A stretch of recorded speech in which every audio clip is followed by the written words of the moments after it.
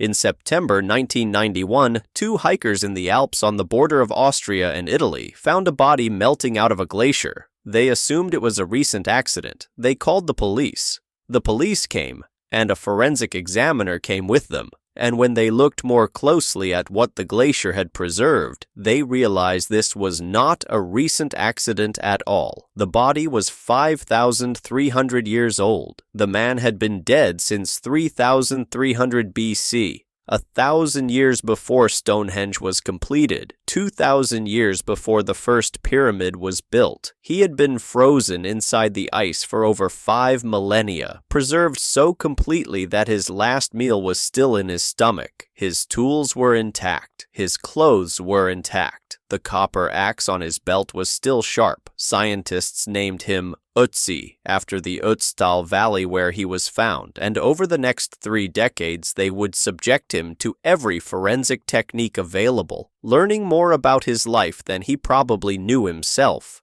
And what they eventually found changed the entire story of who he was. Ötzi was not an accident. Ötzi was murdered. The arrowhead was found in 2001, 10 years after the discovery, when improved imaging technology finally revealed it lodged deep in his left shoulder. Flint, fired from behind. It had severed his subclavian artery, the major blood vessel running beneath the collarbone, and he would have bled to death within minutes. Someone had stalked him into the mountains and shot him from behind, and whoever did it never retrieved the arrow, which is significant. Prehistoric hunters always retrieved their arrows. The flint tip alone represented hours of skilled work. You only leave an arrow behind if you are not staying at the scene. Whoever killed Ötzi left immediately after. This was not a hunting accident, and it was not a fight that got out of hand. It was an execution. What makes Ötzi extraordinary is not just the murder, it is the 4 days before it. Forensic analysis of his hands revealed deep cuts between the thumb and index finger on his right hand,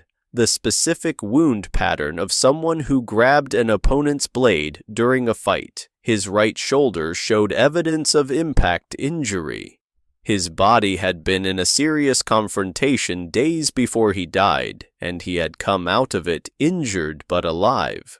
The DNA of 4 different people was recovered from his tools and clothing. Blood from 2 individuals was found on his arrowheads. Blood from a third was on his knife. A 4th person's blood was on his coat. Ötzi had been in a violent altercation, possibly killed or injured someone during it, and then walked or ran into the most remote terrain available, and someone followed him. The world Ötzi lived in was not lawless. By 3,300 BC, the communities of Alpine Europe were organized. They had trade networks stretching across hundreds of kilometers. The copper in his axe came from southern Tuscany, hundreds of miles from where he died. They grew grain and raised livestock. They had chiefs and hierarchies and territories and boundaries that everyone understood. They had rules. And Ötzi, based on everything the evidence suggests, had broken one, whether it was a dispute over land, a killing that demanded retaliation, a theft, a betrayal. We do not know. What we know is that whatever he did was serious enough that someone organized a pursuit into the high Alps, tracked him across glacial terrain, waited for the right moment, and put an arrow in his back from a distance far enough that he never heard it coming. This is how prehistoric justice worked. Not with courtrooms, not with arrests, not with trials, with memory and reputation and the particular fury of a small community where everyone knew what you had done and nobody was going to forget it. Anthropologist Christopher Boehm spent decades studying every documented hunter-gatherer society on record, over 50 communities across multiple continents, looking for patterns in how they enforced social rules. What he found was consistent across all of them. The first response to a rule breaker was gossip. Then came public shaming, then collective pressure, the whole group turning its back, withdrawing cooperation, making daily life impossible for the person who had stepped out of line. In most cases, that was enough. The threat of losing your community in a world where the community was the only thing standing between you and death was a more powerful deterrent than any law ever written. But when it was not enough, when the violation was serious enough that gossip and shame couldn't contain the damage, the response was either banishment or death. And banishment in most cases was the slower version of the same outcome. Ötzi chose to run. He took his axe and his tools and his provisions, and he went as high and as far as the terrain would allow, and it was not far enough. The person who killed him did not do it in anger. You do not follow someone across a glacier in anger. You do it because the community decided that what this person had done required a permanent answer, and you were the one chosen to deliver it.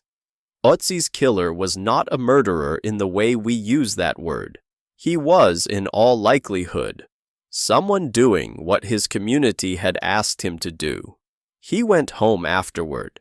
He left the arrow behind because taking it back would have been pointless. The matter was settled. 5,300 years later, the glacier gave Ötzi back, and the detectives who examined him had every tool of modern forensic science at their disposal, and they still do not know exactly what he did.